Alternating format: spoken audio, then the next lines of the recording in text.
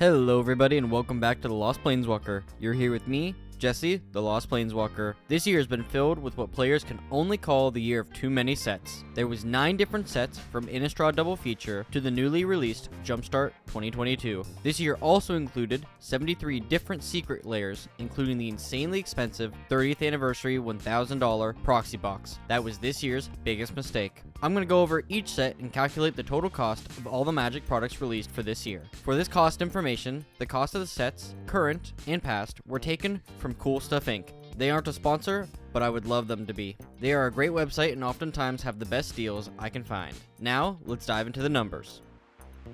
First up, we have Innistrad Double Feature, which released on January 28th of this year. This was a reprint set between the two Innistrad sets, Innistrad Midnight Hunt and Innistrad Crimson Vow, from 2021. This product only had one option as a draft booster. Cards in the set had an interesting, totally black frame with a colored line around the outside of it, and honestly, it was hard to read and a big letdown. The first core set of the year was Kamigawa Neon Dynasty on February 18th. This set broke records for being one of the most in-demand Magic sets ever printed. This set also set the standard for the prices that we would see throughout the rest of the year. We have a collector booster, set booster, draft booster, bundle box, and 2 different commander decks, and a set of theme boosters. This would also be the last time we saw theme boosters, as later in the year they moved to Jumpstart in name. I will talk more about that later. Now we move to the mean streets of New Capenna on April 29th. This plane revolves around a large city like Ravnica, but is taken control by the 5 families. This set also had 5 different pre-release kits that match the different families. We had a collector booster, set booster, draft booster, bundle box, and 5 different commander decks. There was 1 commander deck for each family. This set was a lot of fun and brought Magic into a new theme that we've never seen before. We returned to Commander Legends on June 10th with Commander Legends Battle for Baldur's Gate. This set was incredibly fun to play with friends, and I can see a lot of these cards in the set going up in price in a year or two.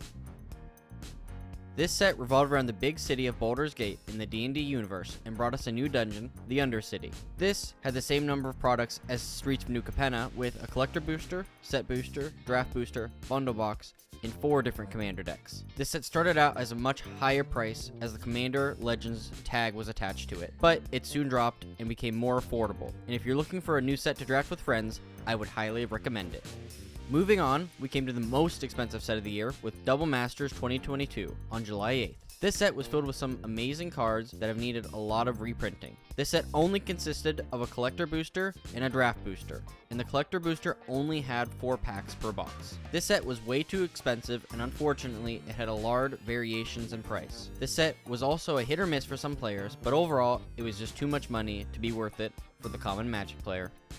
Dominaria United was the 3rd core set to come out this year on September 9th. This was a return to Dominaria and the continuation in the war against Phyrexia. This set was a fun set that came with a new Magic product. This set included a collector booster, set booster, draft booster, bundle box, 2 different commander decks, and a Jumpstart draft box. This is not the same as Jumpstart or Jumpstart 2022. This Jumpstart product only includes 5 different themes and only has cards from the current set, making the reprint value from the normal Jumpstart packs null and void. This is a product I would not recommend buying. You would do better and have more fun with the original Jumpstart or the newly released Jumpstart 2022. If you want to see a set review I do of this, I'll leave a link in the video description and right here on the cards.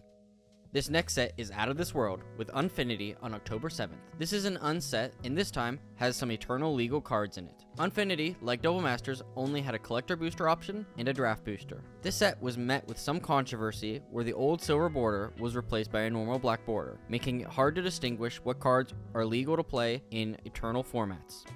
The last set of the year brought us back in time to the Brothers' War on November 18th. This was also a really fun set and had the most products released for a set for this year.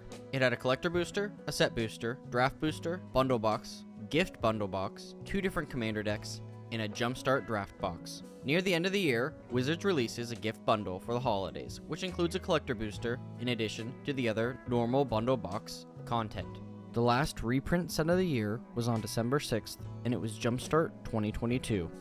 This product only had a draft booster to buy and might have been the best product released in 2022. All you need to do is open 2 packs of cards, shuffle them together, and play. Jumpstart is fun for players new and old. Before we go into the wrap-up, I want to briefly talk about the Commander-only products and a brief look into Secret Lair. This year we got a lot of Commander exclusive products. We had a Commander Collection Black on January 28th. This was a set of reprinted cards that are also commonly played in Commander, and it came with two different options, a foil and non-foil version. This product was full of some cool new card arts, and not as many reprints as you would want, but these products have lowered in price since then and are more reasonable to pick up now.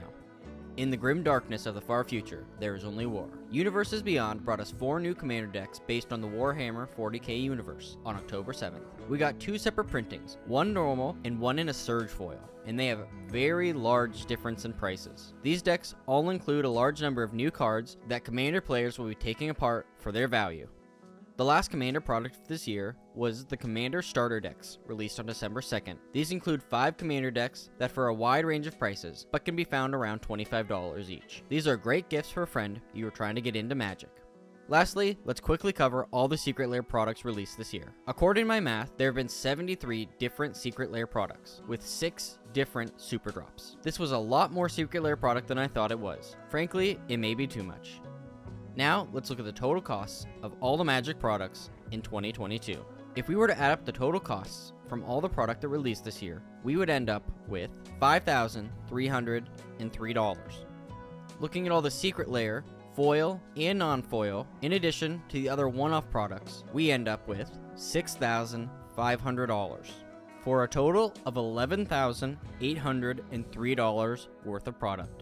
Magic the Gathering may have gone way too far this year and may have left a permanent distaste in their players' mouths and wallets. If they don't do anything about the obscene amount of Magic product they released this year, I don't know how much longer it will be before the players boycott each new set as it's released. Well, thank you for sticking around. I hope you enjoyed and learned a thing about all the different products that released this year. If you would please consider subscribing, I would really appreciate it. I'm trying to hit 500 subscribers before the end of the year, and if you enjoyed this and would consider helping me to get there, it would really mean a lot. If you would consider leaving a like and a comment on how you think Wizards should handle their product releases schedule for next year. Thank you for watching and helping my channel grow. And as always, I'll see you later, Planeswalkers.